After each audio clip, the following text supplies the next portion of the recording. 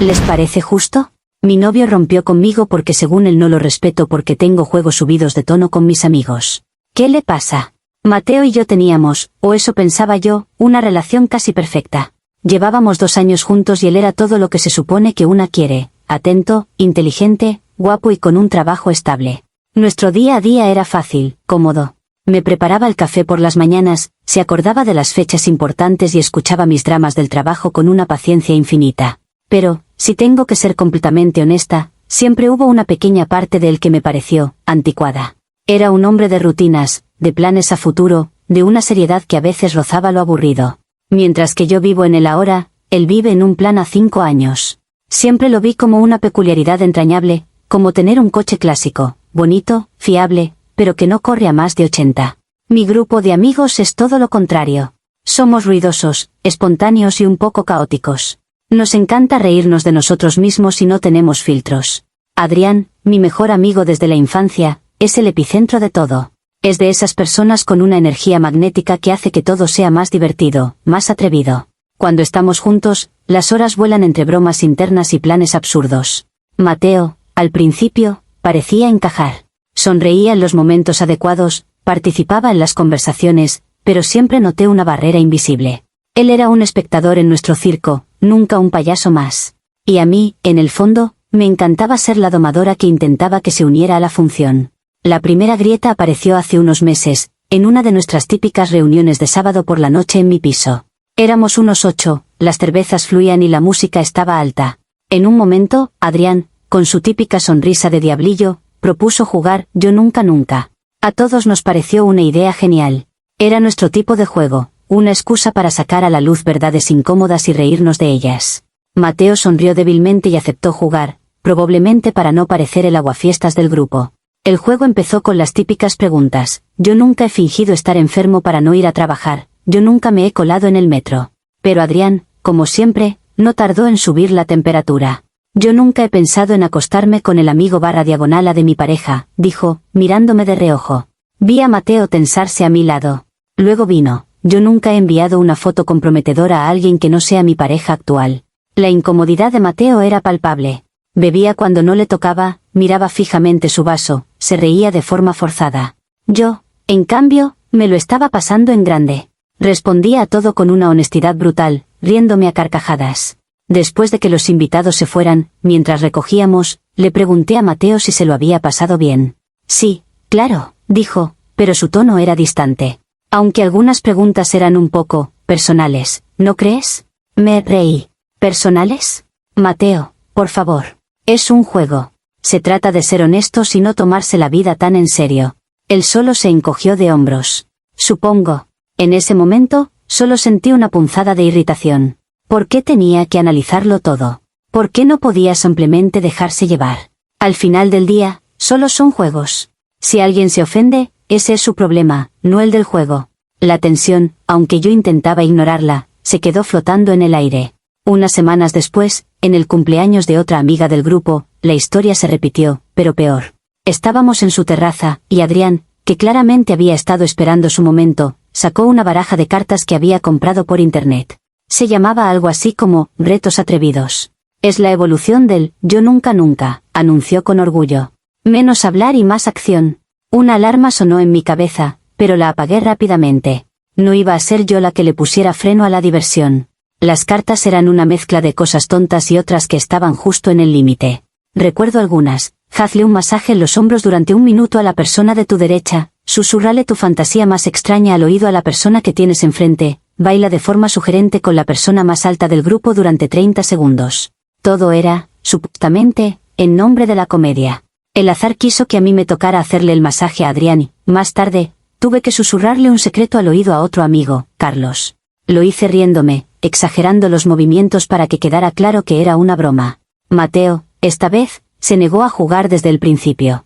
Se sentó un poco apartado, con su bebida en la mano, observando todo con una expresión indescifrable. Cada vez que me tocaba un reto físico, sentía su mirada clavada en mí, y eso, en lugar de hacerme parar, me incitaba a ser aún más exagerada, más divertida. Era como si quisiera demostrarle que su seriedad no iba a contagiarme.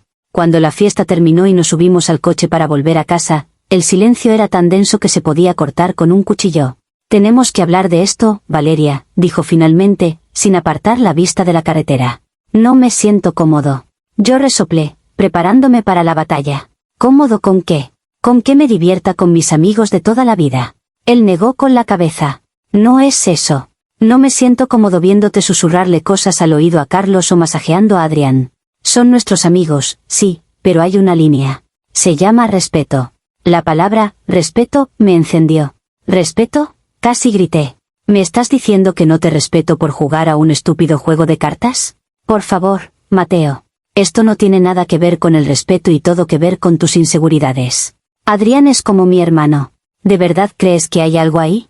Es ridículo. Estás exagerando las cosas de una forma increíble. Él simplemente apretó la mandíbula. No estoy hablando de si hay algo o no. Estoy hablando de cómo me hace sentir a mí. Y me hace sentir como un idiota. Pero yo ya no le escuchaba. Su malestar era un ataque directo a mi libertad. Al final del día, solo son juegos. Si él se sentía inseguro, ese era su problema, no el del juego. El punto de no retorno llegó durante un fin de semana que alquilamos una casa rural para celebrar el verano. Éramos 10 personas, aisladas del mundo, lo que para Adrián era el laboratorio perfecto para su experimento social más audaz hasta la fecha. La primera noche, después de la barbacoa y con varias botellas de vino vacías sobre la mesa, sacó una botella de vodka vacía. Es hora de jugar a un clásico, anunció. ¿Verdad o atrevimiento? Pero con mis reglas. Había pasado la tarde escribiendo retos en trozos de papel y los había metido dentro. Sabía, sin necesidad de verlos, que aquello iba a ser una catástrofe. Antes de que nadie pudiera girar la botella, Mateo me tocó el brazo. Valeria, ¿podemos hablar un segundo fuera? Su tono era diferente. No estaba enfadado ni molesto. Estaba grave. Salimos al porche. El aire fresco de la noche contrastaba con el ambiente cargado de dentro. Se apoyó en la barandilla y me miró fijamente. Ya te lo he dicho 2 veces, y esta será la última. No voy a pasar por esto otra vez. Si te sientas en esa mesa y juegas a ese juego, yo cojo mis cosas y me voy. Y no solo de esta casa, Valeria. De todo.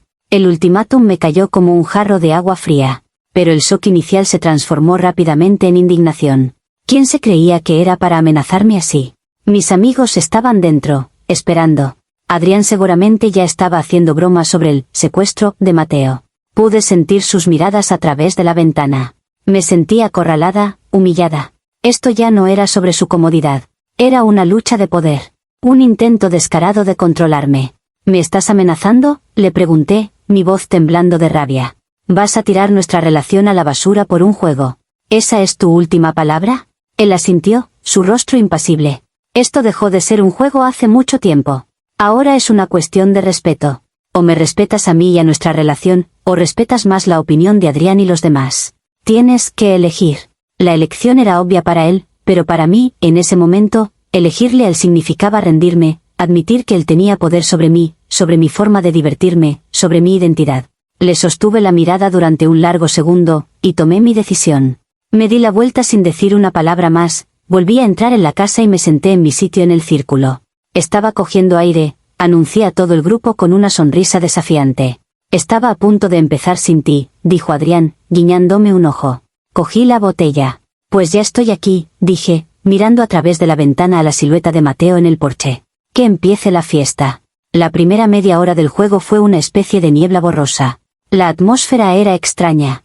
Todos sabían que algo había pasado fuera, y mi alegría forzada y mis risas estridentes no engañaban a nadie.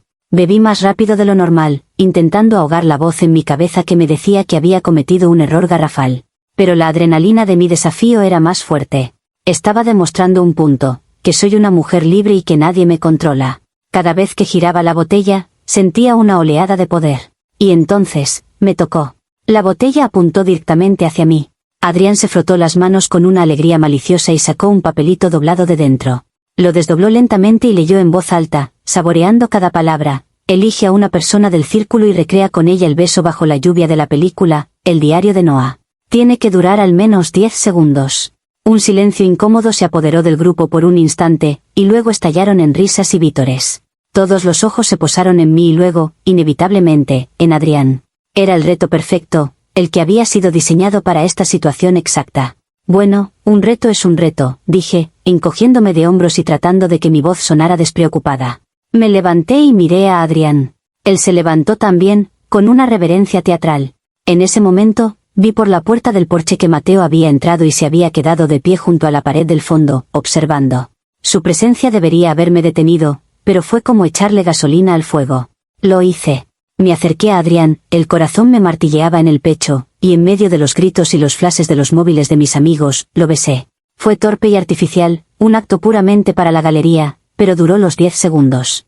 Cuando me separé, todos aplaudieron, excepto una persona. Mateo no dijo nada. No gritó. No hizo una escena. Simplemente, y con una calma aterradora, se dirigió a la habitación que compartíamos. Unos segundos después, salió con su mochila al hombro. Caminó hacia la puerta principal sin mirar a nadie. Adrián, siempre el payaso, no pudo evitarlo. «Uy, parece que alguien no aguanta una broma», gritó desde el sofá. Mateo se detuvo en el umbral de la puerta, pero no se giró hacia Adrián. Se giró hacia mí. Su mirada estaba completamente vacía, sin rastro de ira o de tristeza. «Solo, nada. No es una broma, Valeria», dijo, su voz resonando en el silencio repentino. «Es una elección. Y tú elegiste. Que te diviertas». Y sin más, abrió la puerta y se fue, cerrándola suavemente tras de sí. El sonido del pestillo encajando fue el más fuerte que había oído en toda mi vida. Aquí estoy ahora, una semana después, sentada en el sofá de nuestro apartamento, que ahora es solo mi apartamento. La mitad de las cosas han desaparecido. Su ropa del armario, sus libros de la estantería, su taza de café favorita. El silencio es opresivo. La ruptura es oficial, confirmada a través de un frío mensaje de texto que decía: «Necesito que saques mis cosas, pasaré a recogerlas el sábado».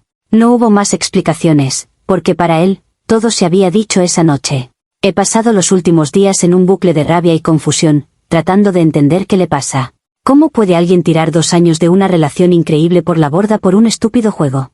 Mis amigos, por supuesto, me apoyan. Adrián dice que me he librado de un controlador y que merecía a alguien que celebrara mi espíritu libre, no que intentara apagarlo. Y tienen razón. El problema no soy yo. El problema es su fragilidad, su visión anticuada de lo que debe ser una relación. Él quería una novia sumisa y predecible, y yo nunca seré esa mujer. Admito, en los momentos de insomnio a las 3 de la mañana, que quizás el beso fue ir demasiado lejos. Quizás. Pero era una actuación, por el amor de Dios. Era un reto, no una declaración de amor. Si él no es capaz de diferenciar entre un juego sin sentido y la realidad de nuestros sentimientos, entonces su nivel de madurez es mucho más bajo de lo que pensaba. Su incapacidad para comunicarse, su recurso al chantaje emocional con ese ultimátum, todo apunta a una inseguridad patológica. Así que sí, estoy destrozada, pero sobre todo, estoy indignada. Indignada porque me ha hecho quedar como la mala de la película cuando la única víctima aquí soy yo, víctima de sus expectativas retrógradas. Él eligió ofenderse, eligió interpretar mis acciones de la peor manera posible. Culpó a los juegos, pero en realidad, nunca aceptó quién soy. Al final del día, lo que pasó en esa casa rural fue solo la culminación de muchos juegos. Y si él se sintió humillado, ese fue su problema, no el del juego en sí. Su reacción es la que ha destruido todo, no mis acciones. Comentarios populares de Reddit, sobre la historia principal. Usuario anónimo 1. Tu frase recurrente, «solo son juegos», revela una falta de comprensión fundamental sobre las relaciones. Para ti, los juegos son un espacio sin reglas donde el respeto y los sentimientos de tu pareja son opcionales. Para él, la relación era el espacio seguro, que tú violabas constantemente por el entretenimiento de tus amigos.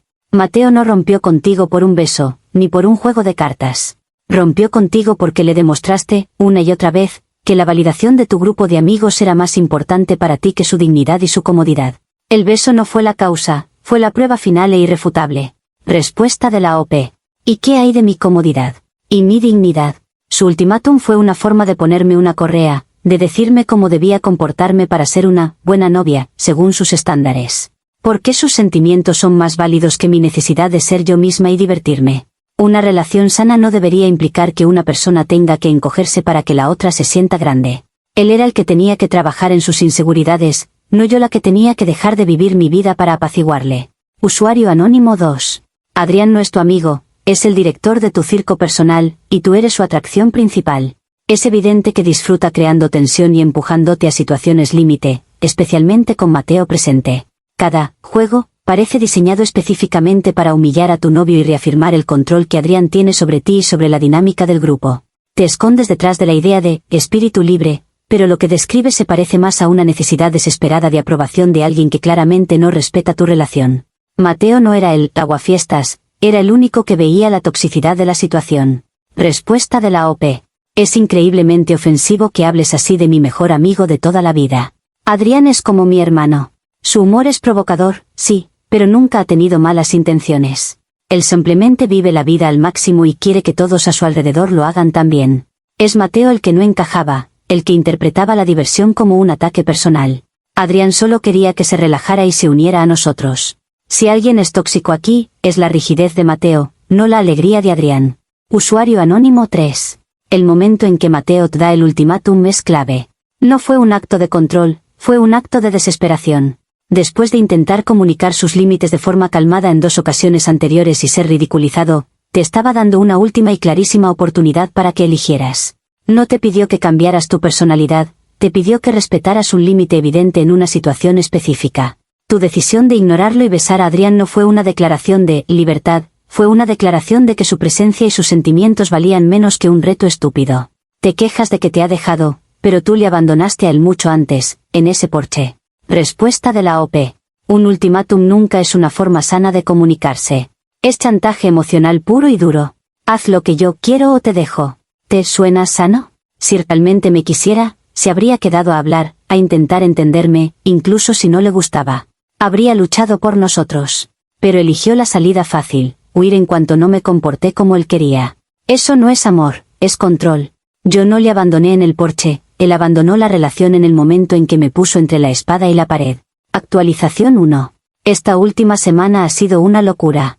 Los comentarios aquí me han dejado alucinada, parece que todo el mundo se ha puesto de acuerdo para pintar a Mateo como un santo mártir y a mí como la bruja del cuento. Me niego a aceptar esa narrativa. Mis amigos, los de verdad, me han apoyado incondicionalmente. Adrián ha estado genial, haciéndome reír y recordándome que mi energía es demasiado grande para alguien tan pequeño como Mateo. Y tiene razón. Impulsada por su apoyo, decidí que no podía dejar las cosas así. Tenía que hacerle entender a Mateo lo equivocado que estaba, no para volver con él, sino por una cuestión de principios. Empecé una pequeña campaña educativa. Le envié un par de artículos que encontré online. Uno se titulaba, ¿son celos o es control? Aprende a diferenciar la masculinidad tóxica. El otro era sobre la importancia de la amistad platónica en las relaciones modernas. Pensé que, si leía las palabras de un experto, quizás entendería lo anticuado de su comportamiento. No obtuve respuesta. Le envié un último mensaje, largo y muy bien razonado, explicando que su reacción era un reflejo de las presiones sociales sobre los hombres y que yo le perdonaba por su inseguridad. La respuesta fue inmediata, un mensaje automático diciendo que mi número había sido bloqueado. Patético. El golpe de realidad, o lo que algunos llamarían así, vino ayer. Me encontré con Laura en un supermercado. Laura es una amiga en común, más del lado de Mateo, pero siempre nos hemos llevado bien. Me preguntó cómo estaba y, por supuesto, aproveché para desahogarme sobre lo irracional que había sido Mateo. Ella escuchó pacientemente, y cuando terminé, suspiró. Valeria, dijo, su tono era amable pero firme, deja de mentirte a ti misma. ¿Perdona? Le respondí, ofendida. Mateo no rompió contigo por un beso, continuó, ignorando mi indignación. Rompió contigo porque llevaba meses viendo cómo permitías que Adrián te faltara el respeto a ti, a él y a todos nosotros. Esos juegos solo eran divertidos para Adrián y para ti. El resto de nosotros nos sentíamos increíblemente incómodos. Veíamos cómo te convertías en su marioneta, cómo te reías cuando él hacía chistes a costa de Mateo, cómo minimizaba sus sentimientos cada vez que intentaba hablar contigo. Mateo no es inseguro. Al contrario, fue el único con el suficiente amor propio para levantarse e irse de una situación humillante. Estábamos todos hartos, Valeria. Él solo fue el primero en decirlo en voz alta.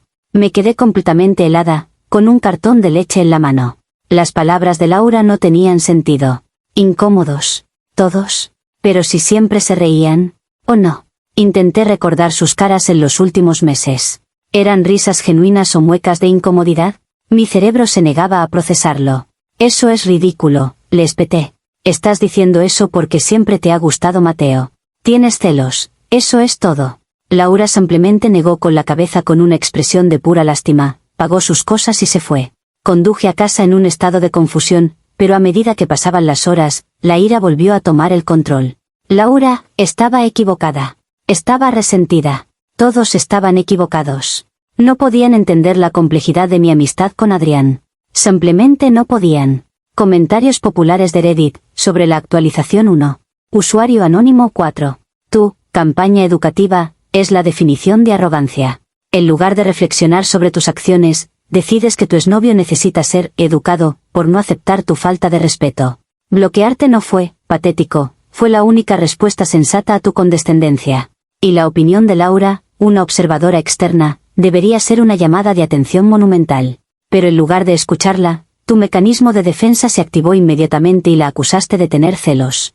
Eres incapaz de aceptar cualquier crítica que no encaje en tu narrativa victimista. Respuesta de la OP.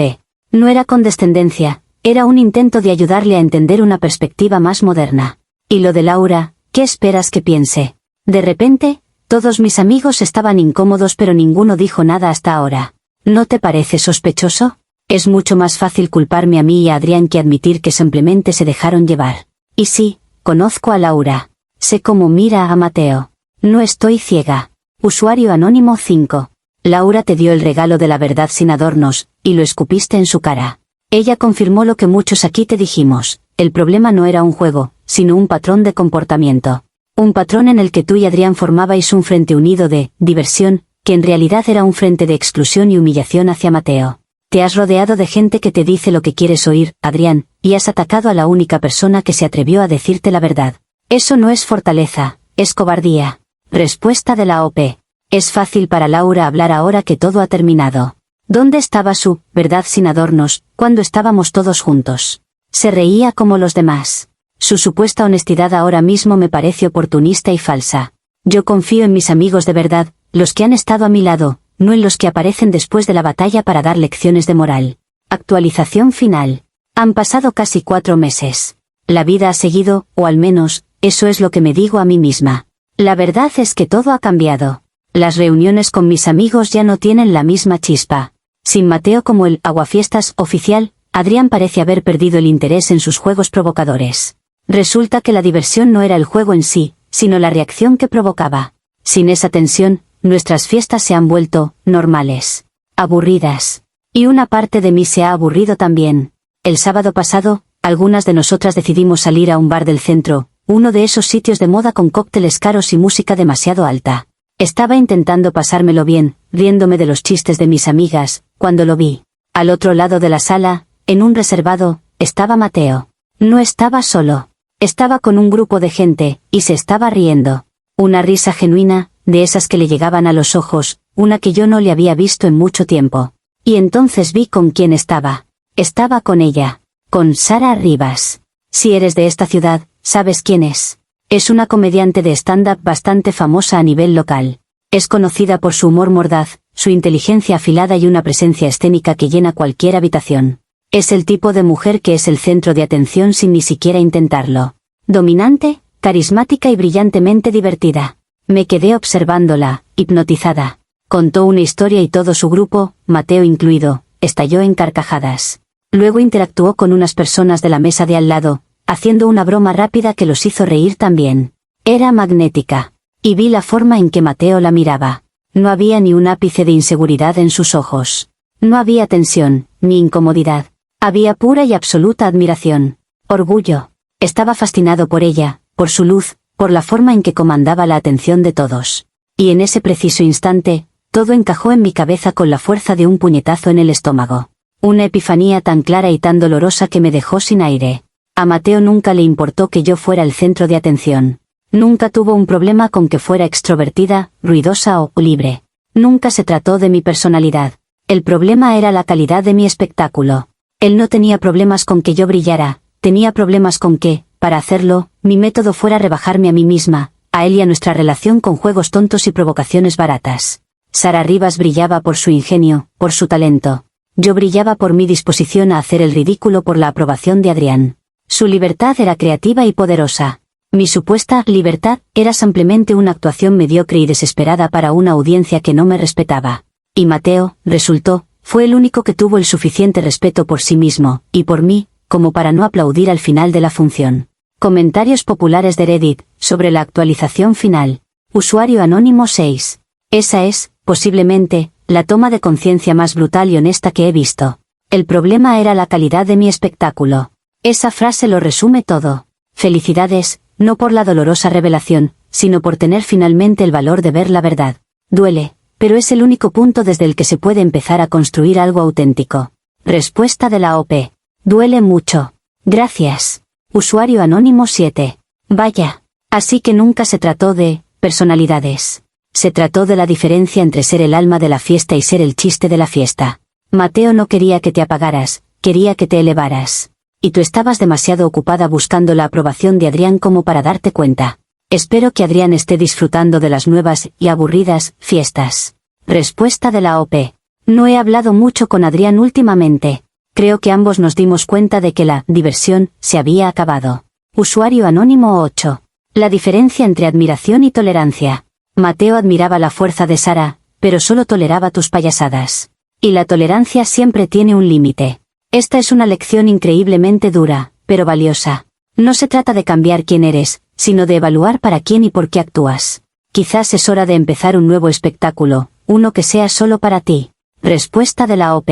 Sí, creo que es hora.